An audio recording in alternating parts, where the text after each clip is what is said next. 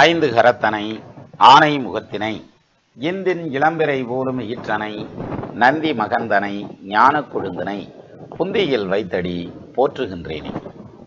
சிலருக்கு ஜாதகம் பார்க்கலன்னு சொல்லுவாங்க. அதாவது கல்யாணம் உனக்கு லேட்டாக நடக்கும்யா, ஏன்னா உனக்கு அந்த தோசை இருக்குது இந்த தோசை இருக்குது, அதனால் கல்யாணம் லேட்டாக நடக்கும். இந்த லேட்டாக நடக்கும்னு சொல்லியே 30 வயசு வரைக்கும் இழுத்துட்டு வந்துட்டீங்களே ஐயா, எப்போத்தான் நடக்கும்? இல்லை நடக்காதா? நடக்கும்னு சொல்லிக்கிட்டே ஓட்டுவீங்களா கடைசி வரைக்கும்? அப்படின்ற மாதிரி ஒரு சில கொஷின் இருக்கும் சிலருக்கு.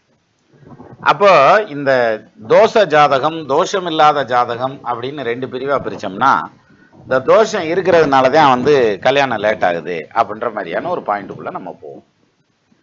இந்த தோஷம் இருக்கிறதுங்கிறது எப்படி அப்படின்னா, செவ்வாய் தோஷம் சர்ப்ப தோஷம் அது இதுன்னு ஏதோ 2 தோஷம் தார தோஷம் இருக்குது, அப்படி இருக்குது இப்படி இருக்குது. சில ஜாதகங்கள் பார்த்தீங்கன்னா பார்க்குறதுக்கு தார தோஷம் இருக்க ஜாதகம் மாதிரி தெரியும், ஆனால் ஆக்சுவலாக அது தோஷமாக இருக்காது, யோகமாக இருக்கும்.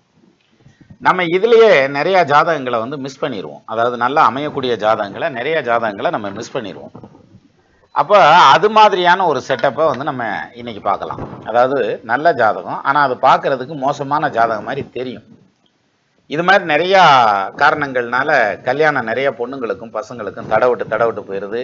பொண்ணாமையில மாப்பிளாமையிலன்னே சுற்றிக்கிருக்காங்க. இப்போ ஸ்க்ரீனில் வர இந்த ஜாதத்தை பாருங்கள். 14th December 1990 5:50 PM பிறந்த திண்டுக்கல்னு கூட வச்சுக்கோங்களேன். லக்னம் ரிஷப லக்னம், ராசி துலா ராசி, ஜென்ம நட்சத்திரமாக வந்திருக்கிறது, விசாக நட்சத்திரம் வந்திருக்குது. இப்போ இவருக்கு வயசு என்ன சார் ஆகுது? 34 வயசு முடிஞ்சு 35 வயசு ஆகுது. ஆக்சுவலாக இவருக்கு குடும்ப வாழ்க்கை எப்படி இருக்கும் அப்படின்னா, லக்னம் ரிஷப லக்னம், லக்னத்தில் செவ்வாய் உட்காந்துருக்காரு. லக்னத்தில் செவ்வாயோ 7ஆம் இடத்துல செவ்வாயோ உட்காந்தா அது குடும்பத்தை பிரிக்கிறதுக்கான அமைப்பு இருக்குது. அதனால இது தார தோஷம், ஃபர்ஸ்ட் பாயிண்ட்டு. அடுத்தது 7ஆம் பாவத்தில் சூரியன் இருக்காரு, அப்போ ஒழுக்கம் இல்லாமல் இருப்பார் அப்படின்னு சொல்லிக்கலாம், அதனால அதுவும் தார தோஷம். அடுத்தது குடும்பஸ்தானாதிபதினு சொல்லக்கூடியவர் யார்? 2ஆம் இடத்ததிபதி புதன். அவர் தான் சனியோட சேர்ந்து 8ல் மறைஞ்சு போனார்ல, அதனால அதுவும் தோஷம். அப்போ 3வது தோஷம். அடுத்தது 7க்கு அதிபதி யார்? செவ்வாய். அவர் லக்னத்திலேயே உட்காந்துருக்காரு. சூரியன் செவ்வாய் நேருக்கு நேராக பார்த்துக்கிறாங்க. இப்போ சூரியன் செவ்வாய் சேர்ந்துருந்துச்சுனாக்கு மாங்கல்ய தோஷம் இல்லையா? இடுகதிர் செவ்வாய் கூட எவ்விடத்தில் நின்றாலும் இளம்பெண்ணில் விதவையாவால்னு ஒரு பாயிண்டை போட்டு உழப்பி வச்சிருக்காங்களே. அப்போ இது ஒரு 4வது தோஷம். மாங்கல்ய ஸ்தானம்னு சொல்லக்கூடிய 8ஆம் இடத்துல புதன் சுக்கிரன் சனி உட்காந்து அதை செவ்வாய் 8ஆம் பார்வையாக பார்க்குறாரு, அது ஒரு 5வது தோஷம். ஆக இத்தனை தோஷங்கள் உள்ள இந்த ஜாதகர் ஒரு 40 வயசு வரைக்கும் பொண்ணு பார்த்துக்கிட்டே சுற்றிக்கிட்டு இருக்கானா, அதுக்கப்புறம் தான் கல்யாணம் அமையறதுக்கான வாய்ப்புன்னு, இல்லாட்டி கல்யாணம் நடக்காமல் கூட போகலாம் அப்படின்னு சொல்கிற மாதிரி இருக்குது இதில் இல்லையா? ஆனால் ஆக்சுவலாக என்ன அப்படின்னா, இந்த ஜாதகத்துக்கு பிரமாதமாக திருமணம் முடிஞ்சு குழந்தை குட்டிகளோட வெளிநாட்டில் சந்தோஷமாக நல்ல பொருளாதாரத்தோட பிழைச்சிட்ருக்காரு. எந்த விதத்துலையும் குறையில்லை, குறையொன்றும் இல்லை, மறைமூர்த்தி கண்ணான்ற மாதிரி. அப்புறம் எப்படிப்பா இது இந்த தோஷம்லாம் இருக்குல்ல, இதெல்லாம் ஒருவேளை நீ வேணும்னே சொல்றியா அப்படின்னாக்க, இல்லை ராசா, லக்னத்தில் செவ்வாய் இருக்க எத்தனையோ ஜாதகங்கள், 7ஆம் இடத்துல செவ்வாய் இருக்கக்கூடிய எத்தனையோ ஜாதகங்கள் குடும்பத்தை பிரிஞ்சு தனியாக இருப்பாங்க. அதே மாதிரி சூரியன் செவ்வாய் சேர்ந்திருக்கக்கூடிய ஜாதகங்கள் அல்லது ஒருத்தர் பார்த்துருக்கக்கூடிய ஜாதகத்தில் இருக்கிறவங்க குடும்பத்தில் பிரிவினைகள் இருக்கும்.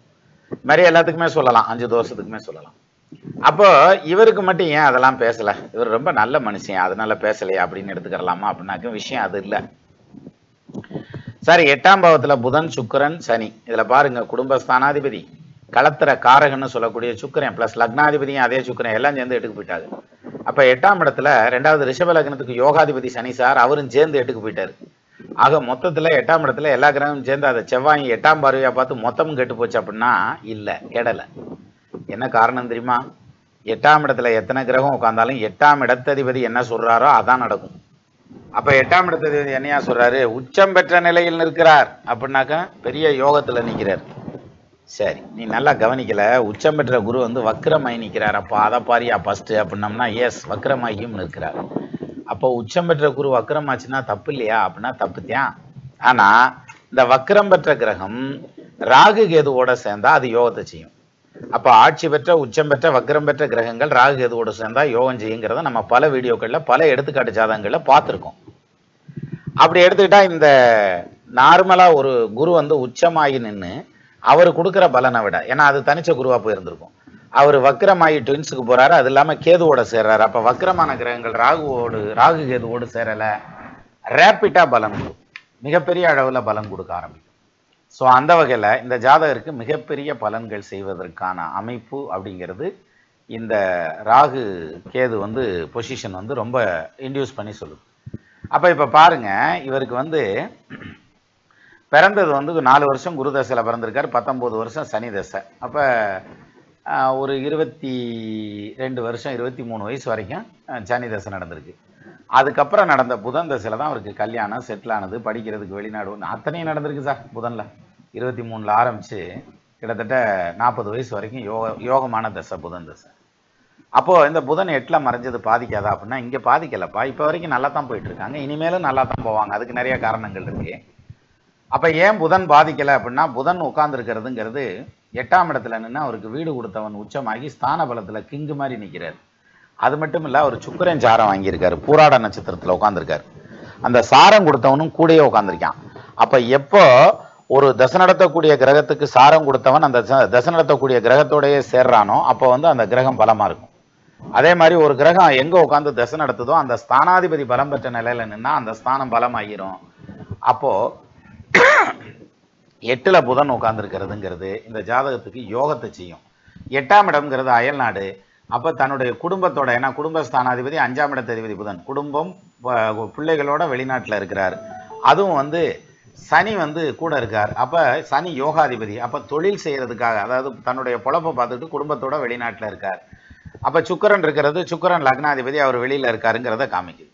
ஆக மொத்தத்தில் இந்த 8ஆம் இடம்ங்கிறது புதன் சுக்கிரன் சனி காம்பினேஷனில் one of the best combination. So அந்த வகையில் இந்த ஜாதகத்தை பொறுத்த வரைக்கும்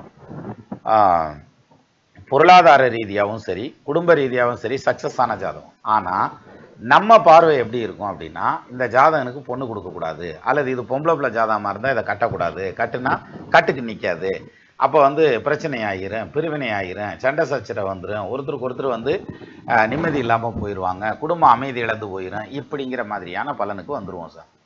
அப்போ பாருங்கள், இது நல்ல ஜாதகம். இந்த ஜாதகத்துக்கு கல்யாணம் நடந்ததுன்னா அவங்க வாழ்க்கை நல்லா இருக்கும். இது ஒரு மாப்பிள்ளை ஜாதகமாக இருந்தால் பொண்ணை கொடுத்துட்டா நல்லா வச்சுக்கிடுவார். இது ஒரு பொண்ணு ஜாதகமாக இருந்து கட்டிட்டு வந்தால் பையனுக்கு நல்லா விருத்தி ஆகும். இப்படி அமையக்கூடிய ஜாதகங்கள், யோகமான ஜாதகங்கள் நிறையா ஜாதகத்தை நம்ம சொந்தமாக ஜோசியம் பார்க்குறேங்கிற பேரில் கவுத்து விட்டு போயிடுவோம். அதனால் நல்லா தெரிஞ்சாலும் 4 பேர்கிட்ட கேளு, அதிகமாக அறிஞ்சாலும் 5 பேர்கிட்ட கேளுன்றான். அந்த வகையில் நம்மளுக்கு வந்து நல்லாவே தெரிஞ்சாலும் நமக்கு சந்தேகமாக இருந்ததுன்னா, தோஷங்கள் இருக்குது அப்படின்னு இருந்ததுன்னா, செகண்ட் ஒப்பீனியன்னு வந்து ஜோசியத்தில் கேட்டோம்னா அவங்களுடைய பெர்ஸ்பெக்டிவ் வேறு மாதிரி இருக்கும். ஸோ இந்த மாதிரியான யோகமான ஜாதகங்களை ஐடென்டிஃபை பண்ணலாம். இதை தெரிஞ்சுக்கிட்டு கல்யாணத்துக்கு இறங்கினோம்னா நிறைய குழந்தைகளுக்கு கல்யாணம் தடைபடாது சார். அது வாட்டுக்கு கடகடன்னு நடக்கும். சும்மா தோஷம் இருக்குன்னு போகிறதுங்கிறதுல பிரயோஜனம் இல்லை. மீண்டும் நம்ம இன்னொரு வீடியோவில் சந்திக்கலாம். நமது நண்பர்கள் ஆள்போல் தழைதழைத்து, அருகது போல் வேரூன்றி, மூங்கில் போல் கிளைகிளைத்து, முதியாமல் வாழ்ந்திருக்க வாழ்கவென வாழ்த்தி அமைகிறேன். வணக்கம்.